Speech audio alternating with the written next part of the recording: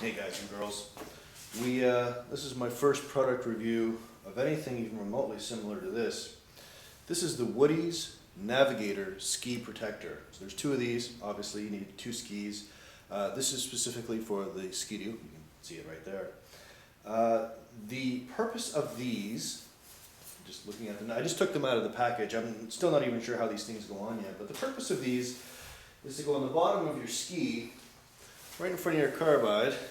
So this is the center here. So these are pilot skis. I'm pretty sure these are pilot skis. I'm pretty new to snowmobiles in general, but I'm pretty sure these are pilot skis. I'm told that well over half of all skis out there are in fact pilot skis, but these go on the front, right about here, I'm guessing. And then this front piece will go through a hole that I have to drill. I have to drill 2 holes, and then I guess it's just supposed to help protect what's already here in terms of plastic, maybe even protect the side here. The side is getting worn down on this particular ski more than the front here. So by elevating things a little bit, not a whole lot, but a little bit, it'll protect the ski, and it's also supposed to help with jetting. You don't want your skis, I guess, getting torn out of your hands on trails that are in front of you too much, so this is supposed to flatten the snow and help your carbides pick up and just have a more pleasurable experience overall. You've probably noticed already that I've retrofitted with the odd things here to put on different loops, what have you. Okay. Oh yeah, it probably says what this ski is on here. We don't care. Let's find out how much these things weigh. I can tell you when I first picked up the package, I was really surprised by how heavy the steel is, but I haven't measured, I have no idea what it is. You're looking at 6.21 millimeters, or 0.24 of an inch. Thickness, when it comes to width, they're 1.9 for an inch, and then 49.5 millimeters. I'm not doing that very well. 49, let's say 50 millimeters. And they're quite long. Tape measure. You're looking at, what was that? 8, just under 8, 7 3/4 is what you're looking at. In the package, they send you this. 2 of these, clearly. 2 nuts that are lock nut, sorry, yeah, 2 of those. 2 of these, you need a hex key. To get these on, you need a hex. And then 2 of these odd little pieces, cylindrical cone-like pieces that'll help everything fit together. Depending on what ski you're going to use, I think you're going to have it up or have it down, but again, I'll look at the instructions to be sure. The tools you're going to need: some kind of driver to get those nuts on, a hole punch of some kind. You got to take your ski off. You don't have to take your ski off. I guess conceivably you could just leave the ski up upright, but you're going to be working from underneath, and it won't be very exact. So you want to take your skis off. It's just a bolt for each one. And you're going to be putting a template on the ski. They send it. I'll show it to you in just a second. But once you get the template on there, you don't want to start drilling. You want to put a pilot hole in, just a little mark, a little something for the drill bit to grab into. So I picked that up. You're going to need, what is it, a 7/16 drill bit. I like to start off pilot holes with something smaller. It's a little easier to control, and I know it'll go into the plastic directly, and then I large one hole with this. What else are you going to need? Well, you're going to need a wrench on the other end of these bolts when you put them on, and you're going to want some tape to hold on the template. Let's look at the instructions. English, French. I've already cut this off because I got already excited and wanted to see how this is going to fit on. It's just obviously a razor blade, scissors, whatever. There are 10 steps in total. Doesn't seem to be a big deal either. So the Allen wrench, I said hex key, Allen wrench 3/16 for that, and drill bit 1/8, maybe drill bit 1/8 and 1/8 and 7/16. Sorry, so I need 2. Once you've got that off, you read the instructions. And I've done that, and I've done that, and I've done that. Okay. So it's showing me at the bottom of these instructions, if I have a pilot ski, 5.7 or 6.9 pilot ski, it's showing me how that little cone-shaped piece is going to go in, and it's going to be going in upside down. Well, I would call it upside down, but it's up to you what you want to call it. But if I had a DS, DS2, DS3, TS, or pilot ski, it would be bolted on right side up. Okay, straightforward. Go on the front of the ski, check that. It says right on this to fold right here. So there's a little dotted line, I'm going to fold right there. It's got a nice little arrow at the front, you won't be able to see it on the camera, it's an arrow at the front, all the way to the first drill, and then all the way up here to the second drill, so you know where things are going to go. It says front of ski, very helpful, front of ski. On the directions, it shows you that there's a gap. You can see a gap right here. All I need to do is nicely put this in here, make sure it's centered, and then I'm going to tape it on. I use a lot of painter's tape. Whether you're wrapping on your sled or doing something else, every piece is like another pair of hands, which makes life very nice. I cut this as straight as I could. I tried to follow the line. I'm seeing now that it's not terribly straight, because I want these things to be dead center. Here we go, there's that. Let's start at the bottom. It's a little cold in here, so I'm not sure how well the tape's going to stick.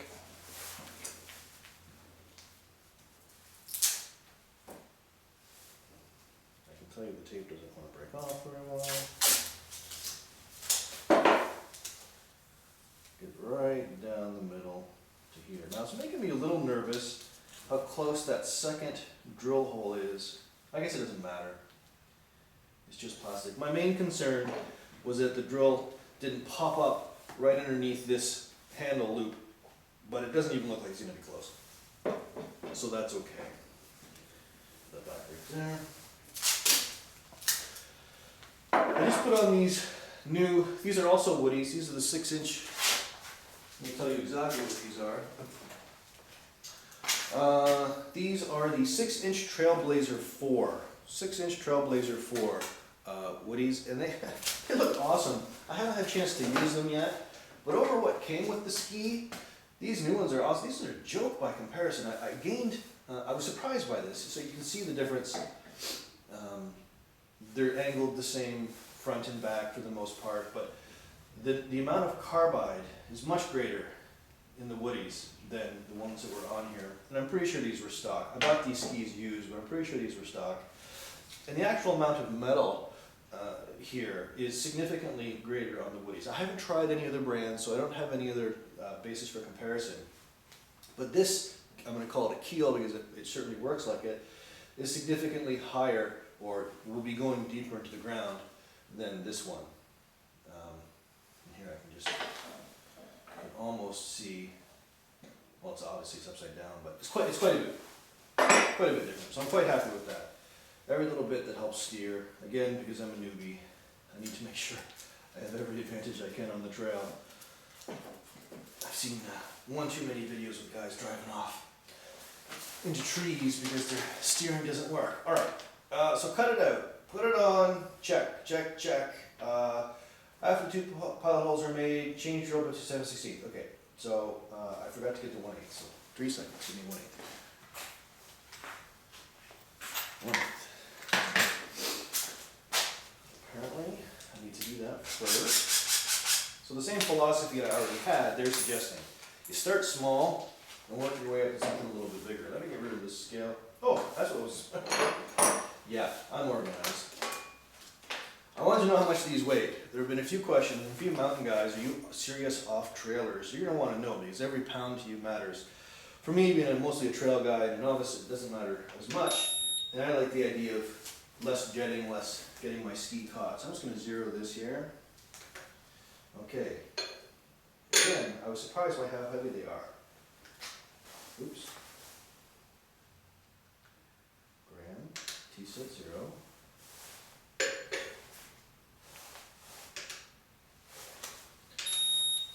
Sorry. This is my wife's. That's why I don't have a clue how to use it. I would like to say I'm the man of the kitchen and so on, but I don't have a clue how these things work because I break it. We are looking at 408 grams. 408 grams. So you're almost a pound. 9 tenths of a pound, I think. So let's say it's a pound each. A pound each, so you're putting 2 pounds extra on your sled. That's, I don't know, that's not much actually. These are deceptively heavy. That. Are we centered? Yes, we're centered. I don't want to screw this up. Hole punch. Check. Hammer. 119 in the middle.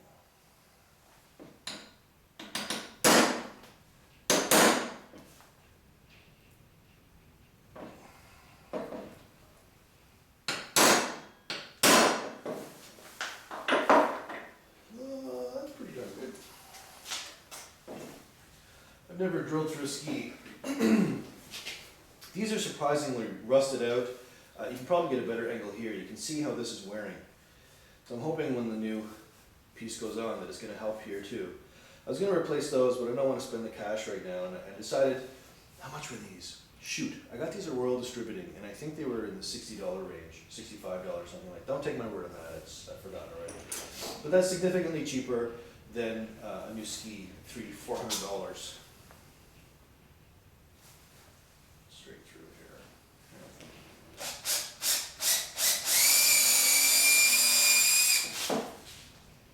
Very easy to get through.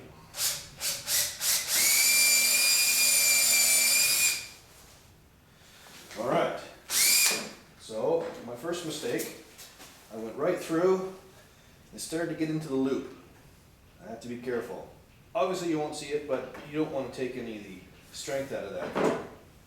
Now that I got the pilots, pilot, pilot holes done, pilot skis, I'm going to put this over here. Change out to the larger. I wondered why they had done that. I wondered why instead of having 2 bolts go through, they have this one weird doohickey and then a bolt right there. But I realized it's because getting a bolt fastened underneath may have been somewhat difficult. Under that loop would have been somewhat difficult. So, obvious design feature there.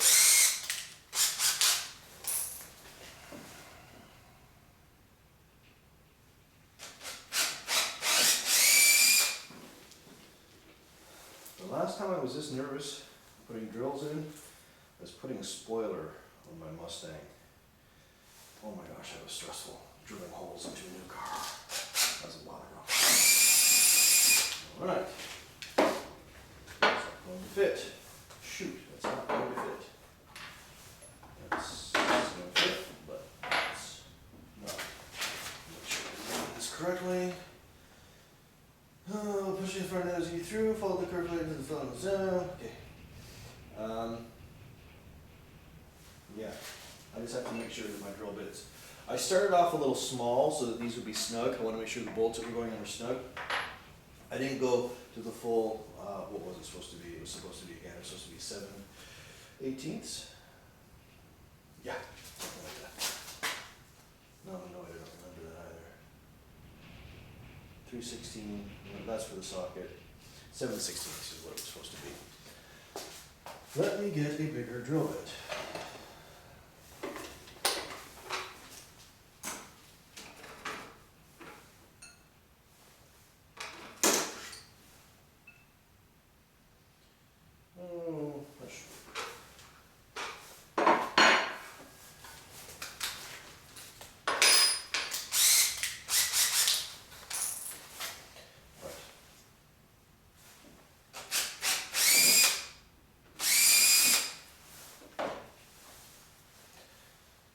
I'm just looking closely at these now, trying to get a feel for them. It's not just a flat piece of metal. It comes down angles a little bit more, and then it comes up. I'm not sure how well you can see that, but it comes down, flattens out a little, comes up.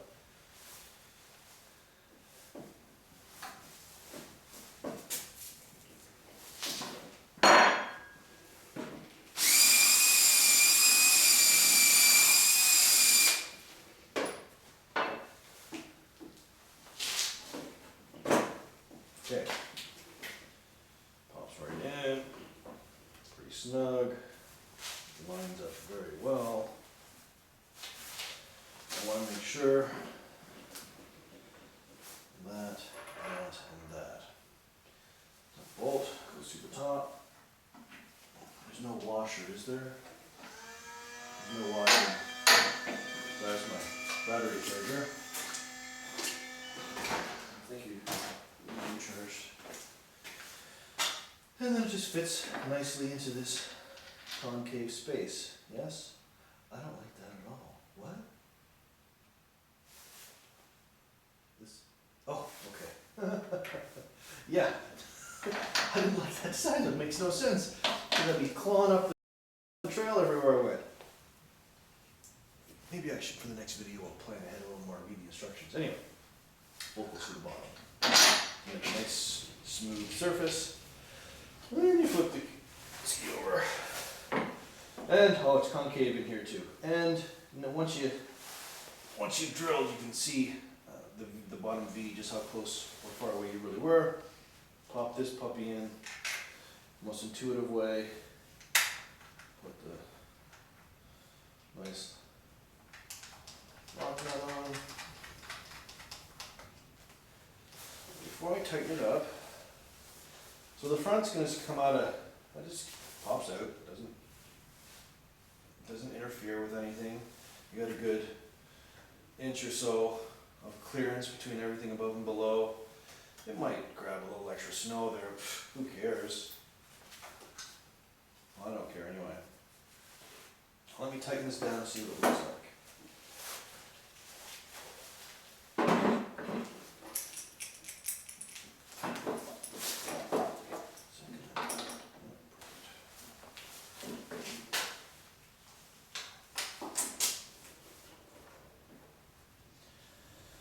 Again, because these are plastic, I'm going to go very slow. Snug it up. I don't think they gave any torque specifications in the instructions, so I'll take a look again.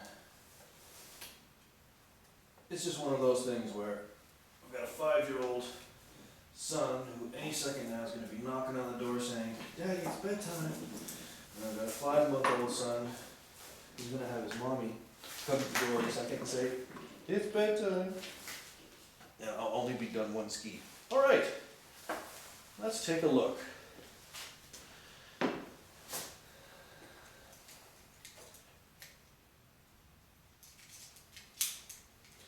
to get a feel for how.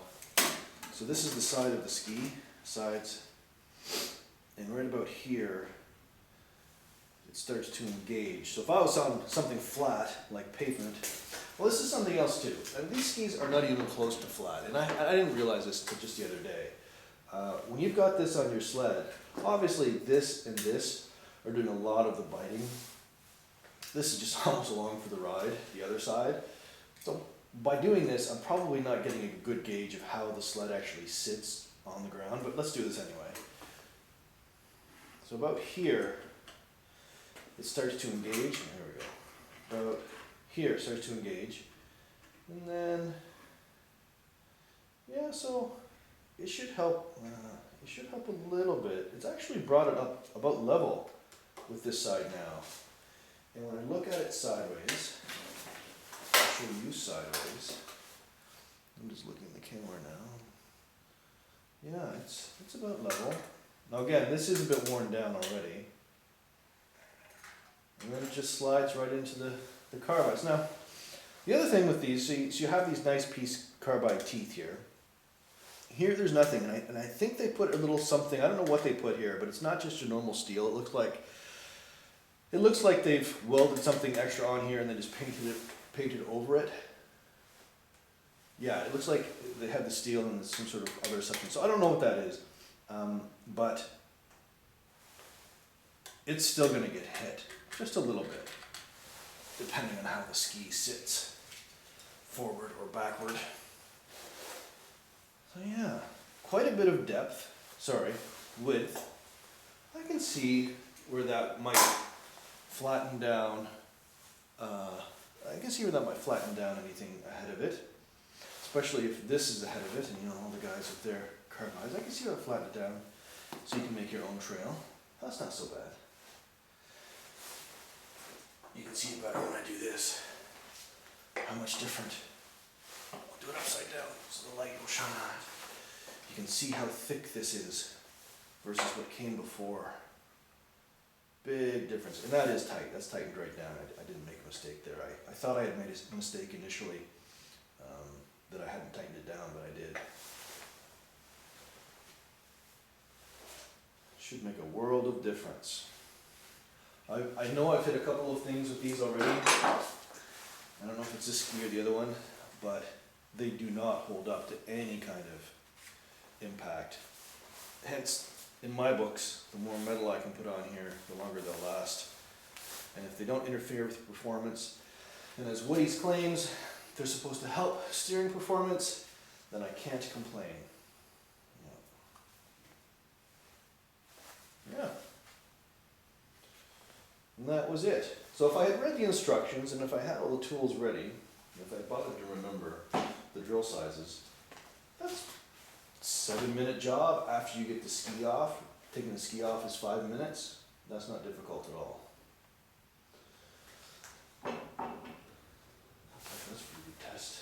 What does it look like? It's on the... So I'm just going to sit. Yeah. Can't really tell much difference. So there you go.